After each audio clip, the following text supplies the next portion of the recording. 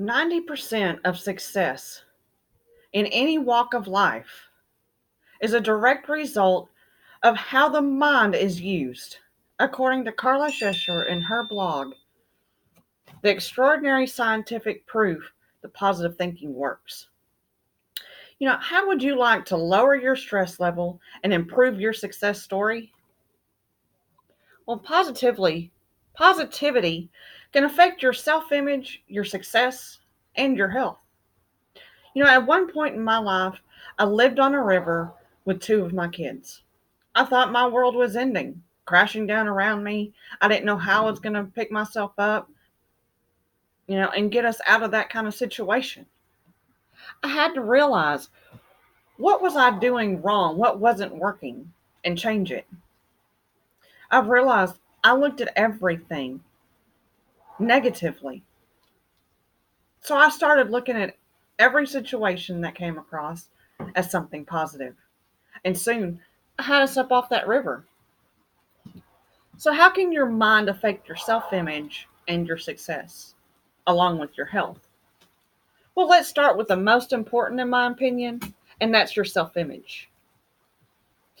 So, I got up this morning knowing that I had done my research, practiced my speech, and had full confidence that I could rock this informative speech. If I didn't, I'd be doubting myself. I'd be stumbling over words and not doing so well.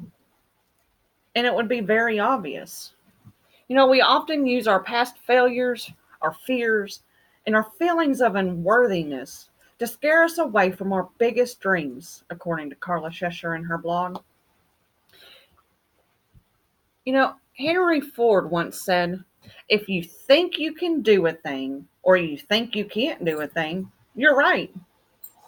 If you think you can do something, you do it. You may try and fail once or twice, but you got it and you can figure it out and move on. But if you don't think you can do it, then you won't. So we have all had our self-doubts starting this class, but here we are, week 6, giving our first major speech, and we have learned our little lessons each week leading up to this. And we're all doing an awesome job. We all have more confidence in front of the camera. We all are a little bit more prepared of what to expect by talking to our cameras.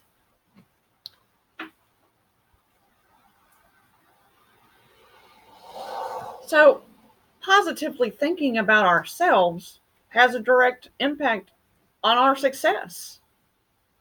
All you have to do is look at what we've done in the past just in this class and see how you've improved over the weeks. We'd be all tripping over our words still, not being very confident in front of the camera if we didn't believe that what we're doing and learning from our mistakes and our critiques of each other and all of that, we'd still be having a whole lot of issues. Ramirez Sasson, in his article, The Power of Positive Thinking, tells a story about Alan, who's going for an interview. He anticipates failure for weeks leading up to his interview. And the day of the interview, he wakes up late in the morning, gets stuff on his shirt. So when he's in the interview, he's distracted, he's tense, and he's completely negative. And it shows. And he doesn't get the job. Employers want to see that you have complete confidence in your ability to perform. So if you see a positive outcome, you'll get a positive outcome. If we view our lessons in life as failures, we're less likely to learn. We're just going to focus on the positive. But if we learn from our mistakes, then we'll try again and succeed. Kind of like when we were a kid and we were trying to ride our bike. Yeah, we all fell off. We all got hurt. We all cried for a moment and were embarrassed. But if we didn't listen to our parents, you know, and we went inside the house and never tried again, would we have ever learned to ride that bike? So,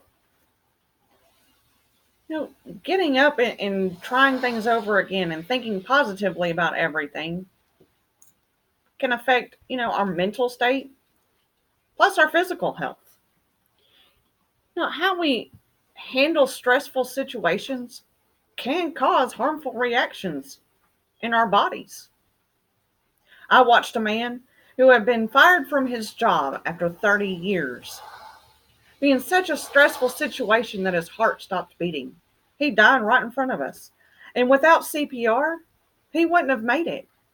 But the stress and the constant badgering of his mind in his head of what he did wrong or what they did wrong and thinking of everything negative instead of turning everything into a positive cost him almost his life.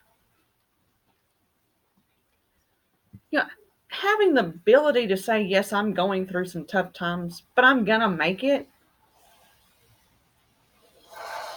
does a whole lot for your self esteem, for your self confidence.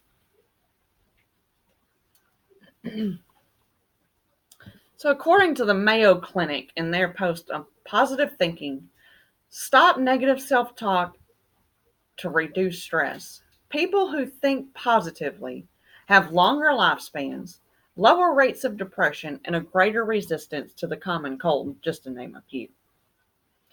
When you have a good, upbeat mindset, you don't want to stay in the house. You'll get out, do more, see more, so you're exercising more. But if you're feeling unconfident and worried about everything, you don't want to leave the house. So you're more likely to not get any kind of exercise. The book Attitude is Everything by Keith Harrell tells us a positive attitude is still undeniably the most valuable asset you can ever choose to treasure. So, the way that we think can have a real impact on our success, our self image, and our health. I hope that I've got you thinking about how you think. Do you think positively on a daily basis about your situations? You know, Make a conscious effort to realize how you think and to see if you can improve your way of thinking. Maybe you'll get more success, have more of a self confident stance just in how you walk daily. That could be a good role model for your children or your coworkers or your peers of any sort. Really think about that.